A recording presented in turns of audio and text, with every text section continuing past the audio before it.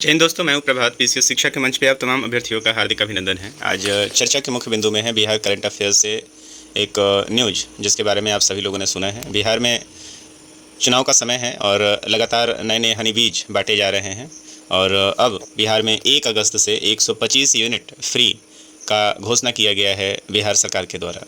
तो परीक्षा के दृष्टिकोण से भी इसे पूछा जा सकता है। कारण ये है कि बिहार में अभी सरकार जो है वो एनडीए की है और यहाँ से आपको पता है कि इस तरह की योजनाओं से बिहार से क्वेश्चन पूछा जाता है। तो बीपीएससी के एग्जाम जो लोग भी दे रहे हैं उनके लिए इंपॉर्टेंट क्वेश्चन बन सकता है और जनरल अवेयरनेस के लिए भी आपको ये वीडियो जरूर देखना चाहिए। सेशन में आगे बढ़ने से पहले आप सभी को याद करा दें कि यदि आपने चैनल को सब्सक्राइब नहीं किया है तो निश्चित रूप से चैनल को सब्सक्राइब कर ले, ताकि इस तरह की इंपॉर्टेंट अपडेट्स चाहे वो बिहार का हो चाहे वो नेशनल हो आपको सही टाइम पे मिलता रहे। आइए चलते हैं सेशन में।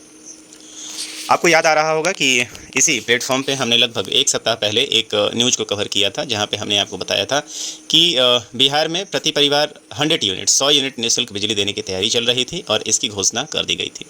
अभी बहुत ज़्यादा समय हुआ भी नहीं था कि बिहार सरकार ने सोचा कि शायद ये 100 यूनिट काफ़ी नहीं होगा। तो 18 जुलाई को, आज जिसमें लेक्चर रिकॉर्ड कर रहा हूँ, ये 20 जुलाई है, तो 18 जुलाई को बिहार सरकार के द्वारा एक और कैबिनेट की मंजूरी दी गई और वहाँ पे ये बताया गया कि बिहार में घरेलू बिजली उपभोक्ताओं को अब प्रति माह 125 यूनिट बिजली मुफ्त दी जाएगी। आपको बता दें कि बिहार पहला ऐसा राज्य था जहाँ पे सबसे पहले स्मार्ट मीटर लगाया गया था और पूरे भारत में आप देखेंगे अभी तक स्मार्ट मीटर कहीं बहुत कम जगह लगा हुआ है, लेकिन बिहार स्मार्ट मीटर लगाने में सबसे अव्वल क्षेत्र है। अब स्मार्ट मीटर की सबसे बड़ी खासियत ये है कि स्मार्ट मीटर जो है वो आपके मोबाइल की तरह रिचार्ज होता है। यदि आपका पैसा, जितना आपने पैसा, और ये एक प्रीपेड सर्विस है। प्रीपेड सर्विस के अंतर्गत आपको सेवा लेने से पहले वो रिचार्ज करवाना पड़ता है। जैसे ही आपका रिचार्ज समाप्त हो जाएगा वैसे ही आपका बिजली वहीं पे बंद हो जाएगा। इस बात को ध्यान रखें।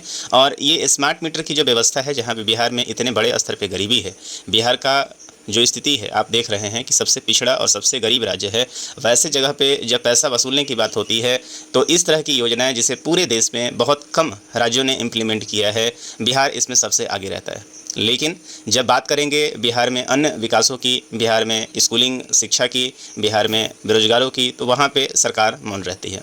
आइए चलते हैं, देखते हैं यूनिट के बारे में। 125 यूनिट का क्या है ये फ्री बीज योजना, आइए समझते हैं।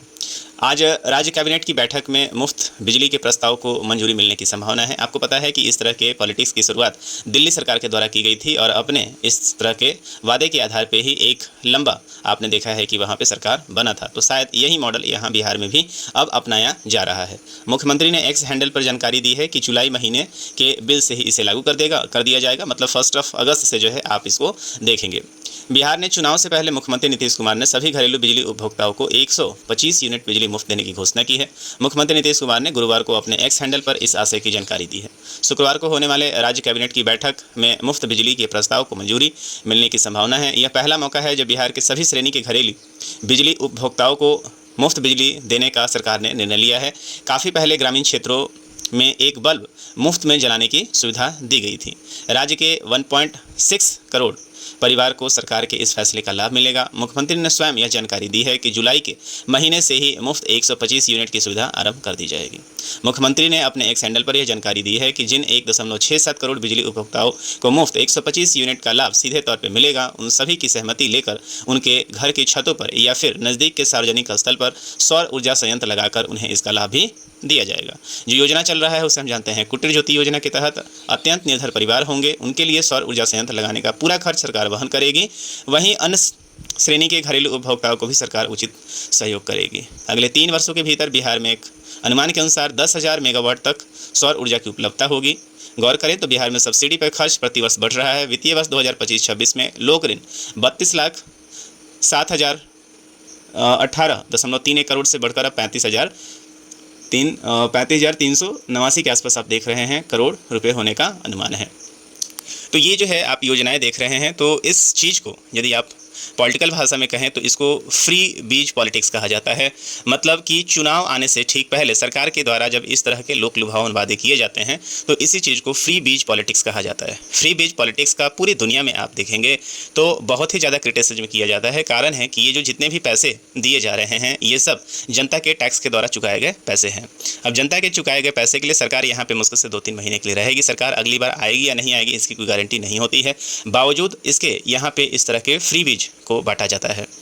बात करें यहाँ पे बिहार के मुख्यमंत्री नीतीश कुमार का, तो ये खुद इनका अपना ही स्टेटमेंट है कि बिहार में जो बिजली है वो क्या सस्ती होनी चाहिए, ना कि फ्री होनी चाहिए, और ख़ुद इसके अगेंस्ट थे। लेकिन आज जब समय पड़ा है तो उनके द्वारा ही इस तरह के फ्री बिजली को दिया जा रहा है। अब इस फ्री बिजली के भी अपने अपने समीकरण हैं। इसमें 125 यूनिट की बात कही जा रही है। यदि 125 यूनिट से आपका कंजम्पशन ज़्यादा हो रहा है, अक्सर 99% ऐसे घर होंगे जहां पे 125 यूनिट से कंजम्पशन ज़्यादा होगा ही होगा, वैसे जगह पे फिर आप देखेंगे कि नॉमिनल रेट से थोड़ा सा ज़्यादा आपको चार्ज नज़र आएगा। तो कुल मिला के ये बिहार में चुनाव की स्थिति है, और बिहार आपको पता है कि अक्टूबर नवंबर के महीने में चुनाव होने वाला है, और सरकार अपनी सारी कवायद यहाँ पर पूरा कर लेना चाहती है। और एक तरीके से आप समझें तो सरकार रहते रहते सीधा ही पब्लिक को इस तरीके से ऑफर देना, ये कहीं भी लोकतंत्र के लिए अच्छी चीज़ नहीं है। आप इस पूरे निर्णय पे क्या सोचते हैं? क्या बिहार का जो मुख्य मुद्दा है, जहां बात होती है बेरोजगारी की, जहां बात होती है बिहार के पिछड़ेपन की, जहां बिहार के शिक्षा व्यवस्था की बात होती है, उसके ऊपर पॉलिटिकल पार्टियां जल्दी बात नहीं करती हैं, और इस तरह के लोकलुभावन वादे, आपने देखा कि अभी सामाजिक सुरक्षा पेंशन जो था उसे 400 से बढ़ाकर 1100 रुपये किया गया। तो ये पूरे सरकार को चलते हुए 20 वर्ष हो गया था, लगभग 9 बार के ये मुख्यमंत्री रहे हैं। उस समय उनको ये चीज़ें याद नहीं आई, लेकिन जैसे ही चुनाव आया है तुरंत 400 से 1100 रुपये, और संभव है कि इसमें भी यदि सर्वे ठीक नहीं आया तो शायद इसमें भी वृद्धि हो जाए। उसके बाद आप तुरंत देख रहे हैं कि 100 यूनिट पे सही पोल नहीं आया तो इसको 125 यूनिट कर दिया गया, और इस तरह के न जाने कितने ही वादे अभी आपको देखने को मिलते रहेंगे। एज ए वोटर्स, आप सभी को, हम सभी को ये सोचना चाहिए कि बिहार के लिए सबसे ज़्यादा ज़रूरी क्या है, बिहार का असली मुद्दा क्या है। इस तरह को एक नागरिक के तौर पे आपको जरूर समझना चाहिए। आप समझें, और समझने के बाद ही आप अपना मतदान करें। सही कैंडिडेट यदि आप चुनाव करते हैं तो लोकतंत्र मजबूत होगा और बिहार इस बदहाली से भी निकल पाएगा।